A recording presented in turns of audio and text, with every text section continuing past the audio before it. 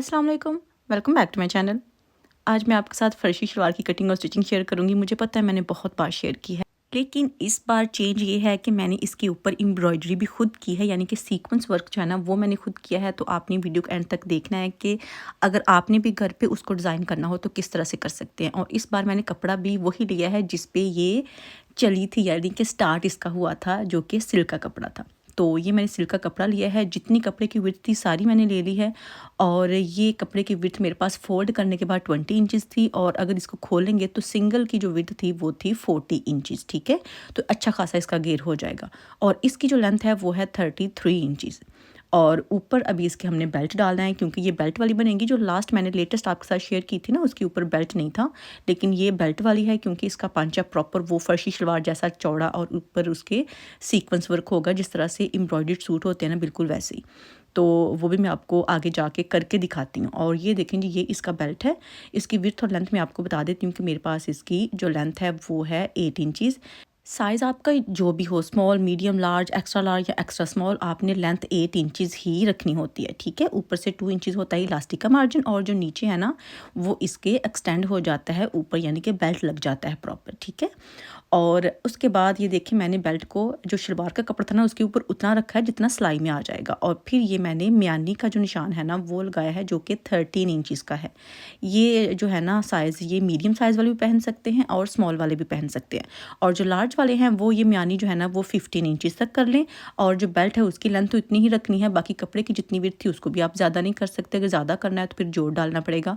और ये जो चौड़ाई मैंने ली है बेल्ट की, मैंने 23 इंचज़ ली है, जो कि स्मॉल और मीडियम के लिए परफेक्ट है। और जो लार्ज वाले हैं वो इसको 26 या 27 इंचज़ कर लें। ठीक है, बाकी सारी कटिंग और स्टिचिंग आपने सेम करनी है जिस तरह से मैं आपको बता रही हूँ।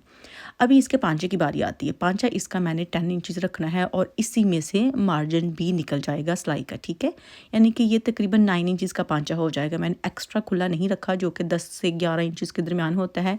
मैंने इसको मुनासिब सा रखा है। और जो पांचे का निशान है वहाँ से लेके म्यानी के निशान तक आपने इस तरह से इसको तिरछा जो है ना निशान लगा के कटिंग कर लेनी है। यहाँ से आपने इसको अंदर की तरफ नहीं लेके जाना। ठीक है, जिस तरह से ट्राउज़र को आप अंदर की तरफ लेके जाते हैं, आपने ये वाला हिस्सा जो है ना उसको ऐसे ही रखना है। ठीक है, और जिस तरह से मैं आपको पहले बताया कि इसी में मार्जिन है, तो इस वजह से जहाँ पे निशान लगा हुआ है ना, मैं वहीं से कटिंग कर रही हूँ।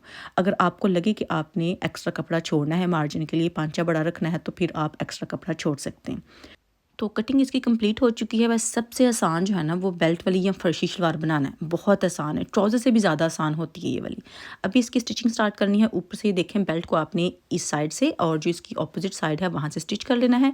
और जो ये शलवार का कपड़ा है हमारे पास, यहाँ से इसकी जो म्यानियाँ हैं ना दोनों साइड से, उनको आपने सिलाई कर लेना है। ठीक है, सबसे पहले यही सिलाई होगी, और उसके बाद जो है ना हम बाकी सिलाई करते हैं। तो जो शलवार का कपड़ा था उसको तो मैंने सिलाई लगा ली थी म्यानी की। और अभी ये जो बेल्ट है ना इसको मैं आपके सामने सिलाई करके दिखा देती हूँ। ये देखें, सबसे पहले जो है ना इसकी साइड्स आपने सिलाई करनी है, और उसके बाद इसका ऊपर जो इलास्टिक वाला हिस्सा होता है ना वो आपने फोल्ड कर लेना है। ठीक है, और टांके को आपने पक्का लाजमी कर लेना है। तो ये क्योंकि मैं सिल्क पे बना रही हूँ तो इस वजह से मेरे पास ओवरलॉक का कोई और ऑप्शन नहीं होगा। तो यहाँ पे मैं मशीन से ही जो जिगजैग का ऑप्शन होता है ना उसको चूज़ करके तो जिगजैग कर लेती हूँ। जिस कपड़े के धागे निकलने वाले हों तो फिर उसके धागे जो है ना वो नहीं निकलते, सिक्योर हो जाता है। तो अभी यहाँ पर भी मैं इसको सिक्योर कर रही हूँ ताकि इसके धागे जो है ना वो कपड़े के ना निकलें और कपड़ा ख़राब ना हो।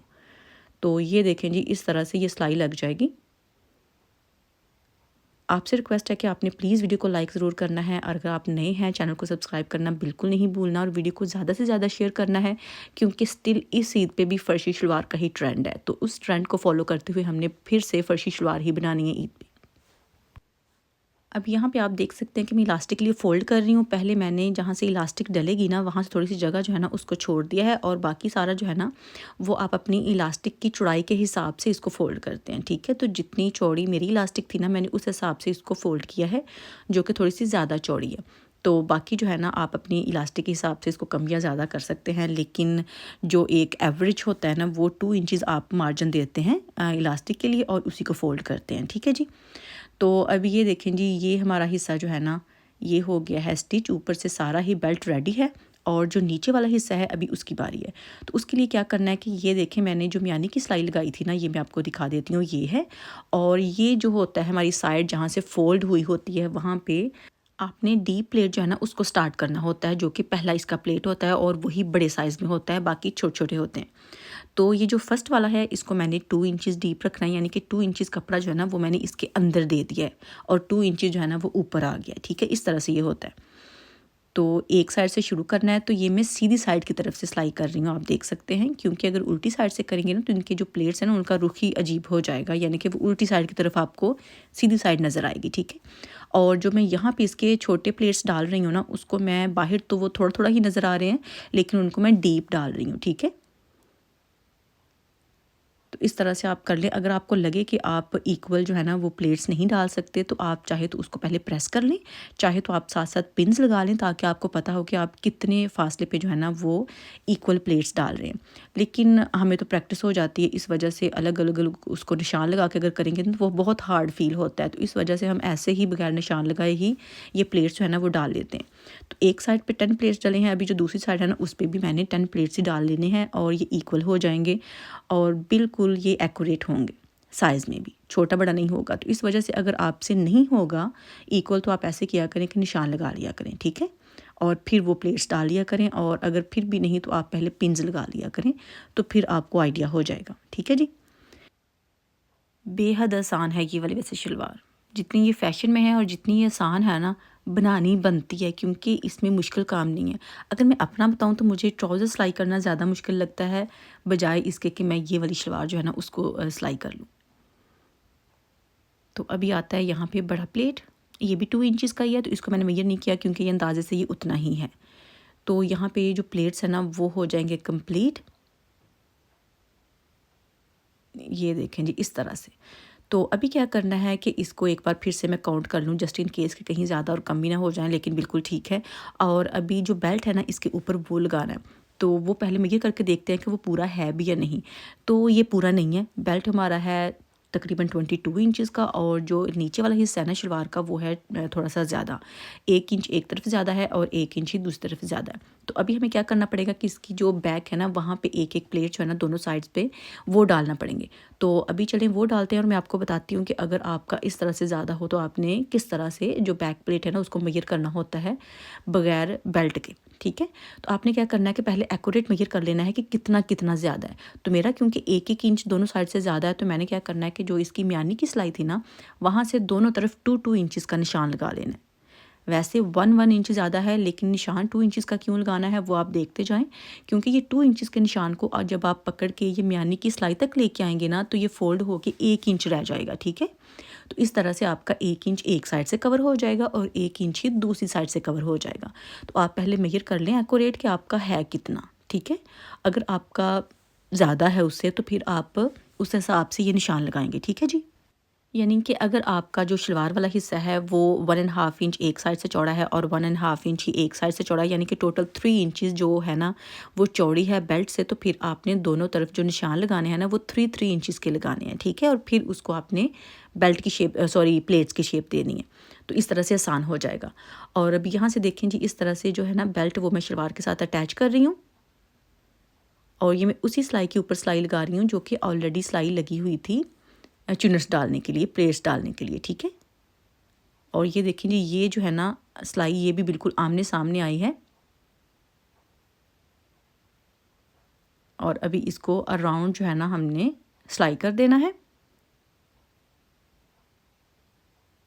और ये आपकी जो बेल्ट वाली शलवार है ना ऊपर से सारी कंप्लीट हो जाएगी, यानी कि जो फर्शी शलवार है, वैसे तो ये बेल्ट वाली है लेकिन आजकल इसको फर्शी बोला जाता है, यानी कि इसका पांचा खुला होता है और लेंथ ज़्यादा होती है थोड़ी सी।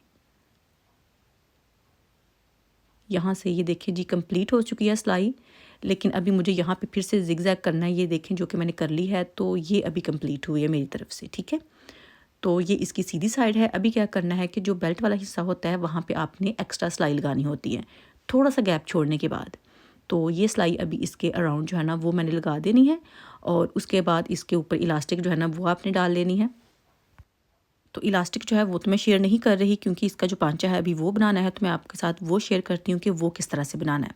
तो ये ऊपर वाला हिस्सा जो है ना ऐसे ही आपने इसको कंप्लीट कर लेना है, जो कि इस तरह से देखिए मैंने कंप्लीट कर लिया है, प्रेस भी कर लिया है ऊपर से बेल्ट को, ताकि उसकी जो लुक है ना वो थोड़ी सी नज़र आ सके। और अभी इसके पांचे की तरफ चलते हैं, जो कि ये देखिए नीचे से है।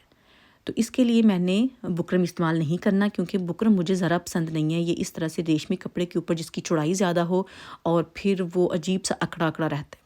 तो मैंने ये देखें जो कपड़े की चौड़ाई है वो ली है तकरीबन 7.5 इंचज़, और जो इसकी लेंथ है वो आपने पांचे के हिसाब से ही लेनी होती है, ठीक है।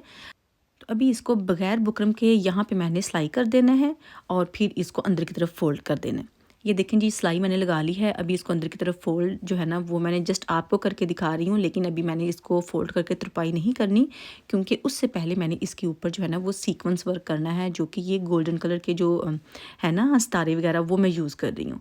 तो हम तो इसको सितारे ही कहते थे, लेकिन अभी इसको सीक्वेंस भी कहा जाता है, छोटी सितारी भी कहा जाता है, जो आपको ठीक लगे आप कह सकते हैं।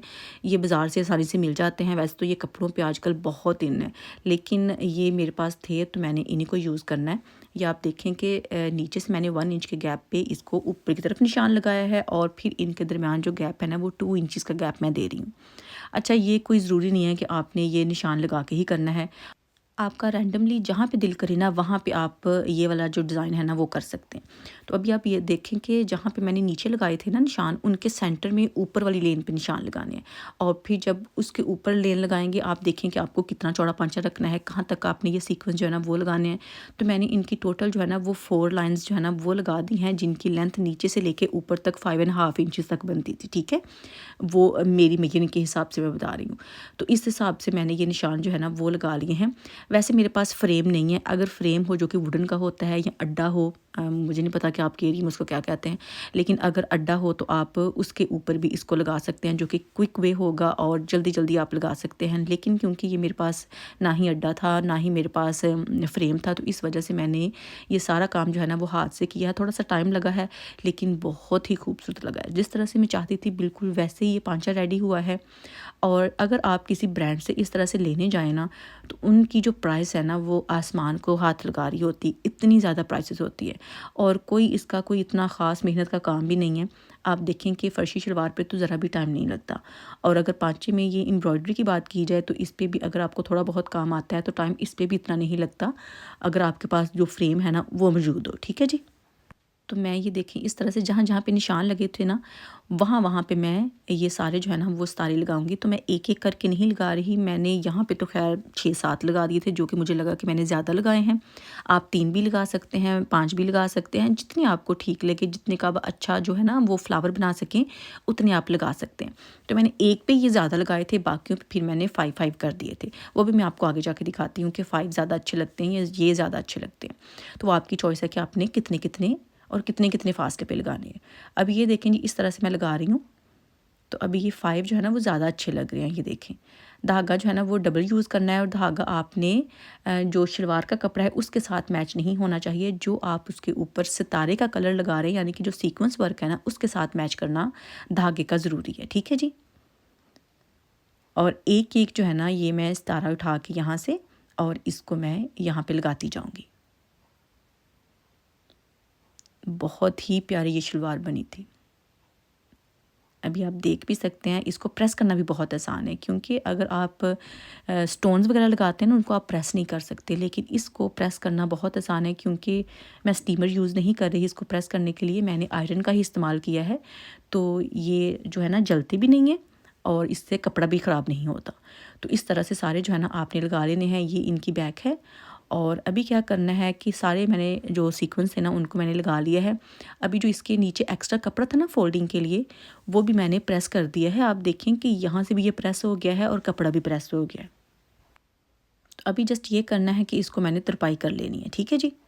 ये देखें, यहाँ पे मैंने बुकरम का अभी भी इस्तेमाल नहीं किया, और ना ही मैंने करना है, और ना ही मैं रिकमेंड करूँगी कि आप बुकरम लगाएं ये सिल्क के कपड़े पे, और फिर आप उसको तरपाई वगैरह करें, ठीक है। सिल्क पे बुकरम बिल्कुल भी मैं रिकमेंड नहीं करूँगी, क्योंकि वो बहुत बुरी लुक आती है उससे। वो मेरी चॉइस है, अगर आपको लगे कि अच्छी है तो फिर आप कर भी सकते हैं। तो ये देखिए जी, तरपाई करने के बाद इसकी जो फिटिंग की सिलाई है ना वो लगा लेनी है। तो फिर मैं आपको इसकी जो फाइनल लुक है ना वो दिखाती हूँ कि ये लग कैसी रही है, जो कि कुछ इस तरह से है। बेहद खूबसूरत शलवार बनी है। ये इसका ऊपर वाला हिस्सा है, इलास्टिक मैंने डाल ली थी। और अभी मैं आपको इसका जो पांचा है ना, बल्कि दोनों पांचे जो है ना वो दिखाती हूँ, जो कि कुछ इस तरह से है। ये देखें, कितनी प्यारी इसकी लुक आई है, बहुत प्यारी है। तो ये मेरा ईद का सूट जो है ना, उसका जो ट्राउज़र है या फर्शी शलवार है वो है। अगर आप मुझे कहेंगे तो मैं इसकी जो शर्ट है ना, वो क्योंकि लाइनिंग वाली है तो वो भी मैं आपके साथ शेयर कर दूँगी कि आपने किस तरह से उसकी कटिंग और स्टिचिंग करनी है लाइनिंग के साथ, और वो है भी फुली एम्ब्रॉयडर्ड। अगर आप कहेंगे तो मैं आपके साथ शेयर कर दूँगी वो भी, ठीक है? तो आपने उसके लिए मुझे कमेंट करना बिल्कुल नहीं भूलना। तो ये आप इसको नीचे से भी देख सकते हैं कि धागा नीचे से कोई नज़र नहीं आ रहा, बहुत ही अच्छी इसकी फिनिशिंग आई है। और यही तो मेरी आज की वीडियो, आई होप कि आपको पसंद आई होगी। वीडियो अच्छी लगी हो तो लाइक करना आपने बिल्कुल नहीं भूलना, शेयर करना है। इंशाल्लाह नेक्स्ट वीडियो में फिर मुलाकात होगी। अल्लाह हाफ़िज़।